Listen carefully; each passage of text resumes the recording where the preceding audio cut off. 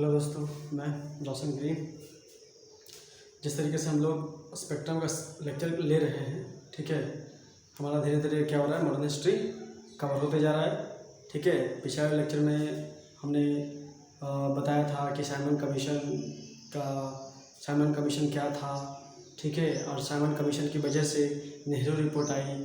ठीक है, बीच में ये तो परसों का लेक्चर था, लेकिन बीच में हम एक क्रांतिकारियों की वजह से भी जो है कैसे आज़ादी मिली है वो भी था। ठीक है, उससे पहले हम ये वाला लेक्चर लिए हैं, ठीक है, कि साइमन कमीशन जो लाया, ठीक है, ब्रिटेन, उसके अगेंस्ट जो है नेहरू रिपोर्ट आती है। और इसी नेहरू रिपोर्ट में क्या था कि जो मॉडरेट थे, यानी मॉडरेट जो थे वो क्या मांग कर रहे थे कि हमें डोमिनियन स्टेट का दर्जा मिले, डोमिनियन गवर्नमेंट चलाने का हमको दर्जा मिले। ठीक है, लेकिन क्या था कि जो जवाहरलाल नेहरू और आपका सुभाष चंद्र बोस ये मांग कर रहे थे कि नहीं, हमें पूर्ण स्वराज चाहिए। ठीक है, और ये दोनों गांधी जी के पास आते हैं और गांधी जी से राय मशवरा करते हैं, और गांधी जी बस ये बोलते हैं कि नहीं, अभी जो मिल रहा है वो लो, डोमिनियन स्टेट ही लो। ठीक है, लेकिन अगर डोमिनियन स्टेट भी नहीं मिलता तब हम आगे कुछ करेंगे। ठीक है, तो जब लाहौर सेशन हुई, ठीक है, जब 29 दिसंबर लाहौर सेशन हुई, तो डोमिनियन स्टेट की मांग तो उठी गई थी उस टाइम, क्योंकि 1927 में साइमन कमीशन आया। ठीक है, फिर 1928 में नेहरू रिपोर्ट आई।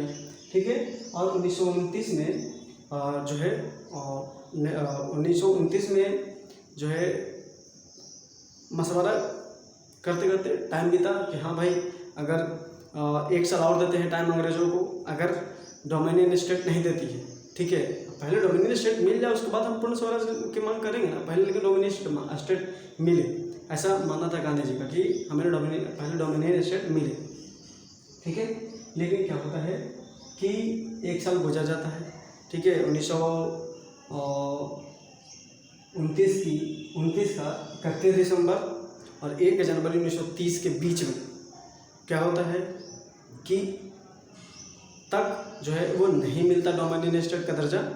और उसके बाद गांधी जी बोलते हैं कि अब हम सविनय अवज्ञा आंदोलन चलाएंगे, जिसमें सारे लोग जो है वो पार्टिसिपेट करेंगे। और उसके बाद दिल्ली मैनिफेस्टो बुलाई जाती है, और दिल्ली मैनिफेस्टो में क्या था कि हिंदू और मुस्लिम को एक किया जाता है, और ये दोनों एक होकर के अंग्रेज़ों से ये मांग करें पहले कि जो है डोमिनियन स्टेट दे, उसके बाद हम लोग जो है ना आपस में कर लेंगे, बातचीत कर लेंगे। ठीक है, लेकिन पहले सब मिल करके क्या होगा कि अंग्रेज़ों से डोमिनियन स्टेट मांग करो, उसके बाद फिर देखते हैं क्या करेंगे।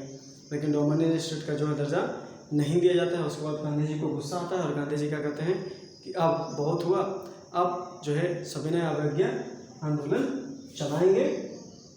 ठीक है, और उसके बाद क्या होता है कि 11 पॉइंट भी जो है दिल्ली मैनिफेस्टो में गांधी जी के द्वारा मांग किया जाता है, लेकिन 11 पॉइंट भी जो है वो नहीं माना जाता। और इस 11 पॉइंट में ये था कि जो शराब था, ठीक है, शराब को चाहते थे कि गांधी जी कि शराब बंद हो जाए।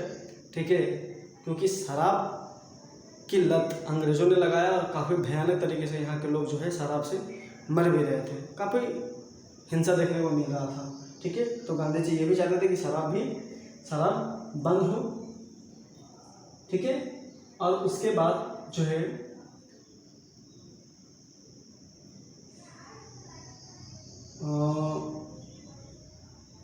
इस तरीके से 1882 में साल्ट एक्ट, ठीक है, अंग्रेज लगा के बैठ जाता है।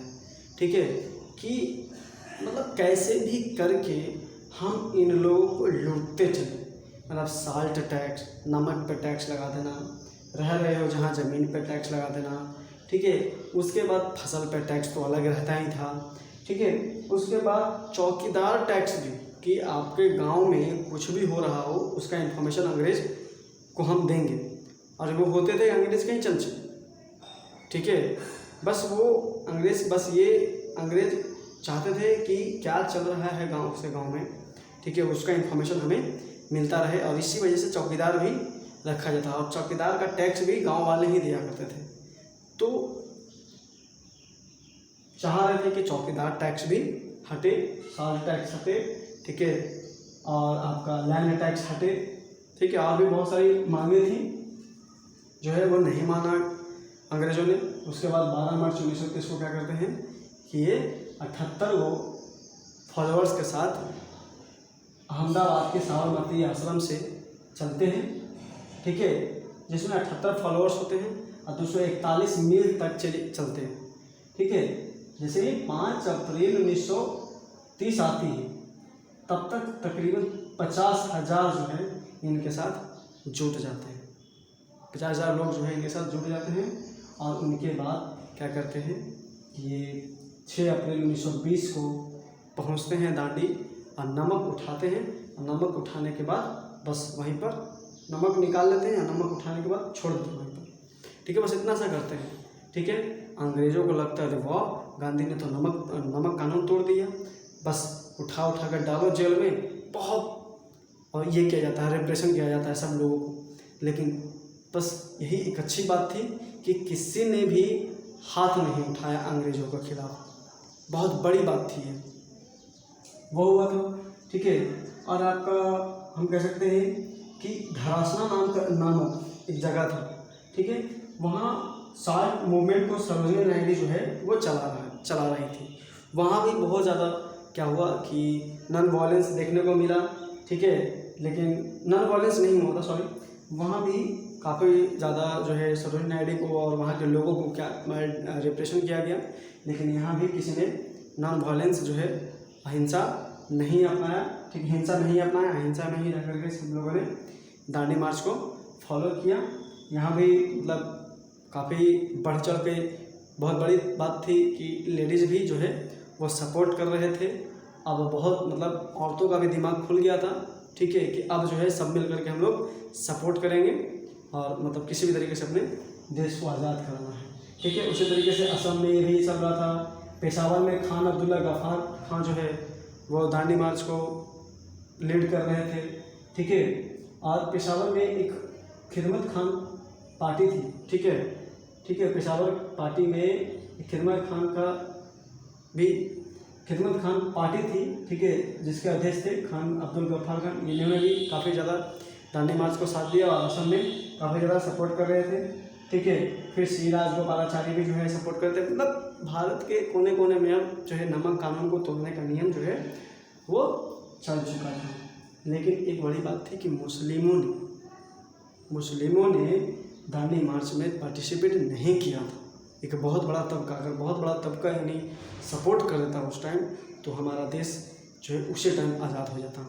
लेकिन मोहम्मद अली जिन्ना की वजह से, इस कमीने की वजह से क्या हुआ कि मुस्लिम तबके के लोग जो है वो सपोर्ट नहीं किए। नहीं कि कोई दिक्कत नहीं है, हम लोग आज़ाद है ना भाई, ठीक है।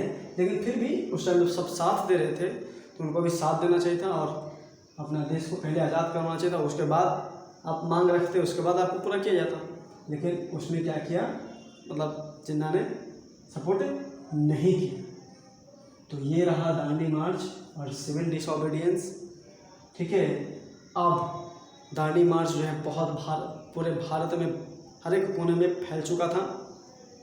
हर लोग दांडी मार्च का सपोर्ट कर गांधी जी के सपोर्ट में थे, ठीक है। अंग्रेज़ों की हालत ख़राब हो रही थी। तो लॉर्ड इरविन क्या चाहता है कि कैसे भी करके गांधी जी को राउंड टेबल पर बुलाया जाए और इनको मनाया जाए, ठीक है।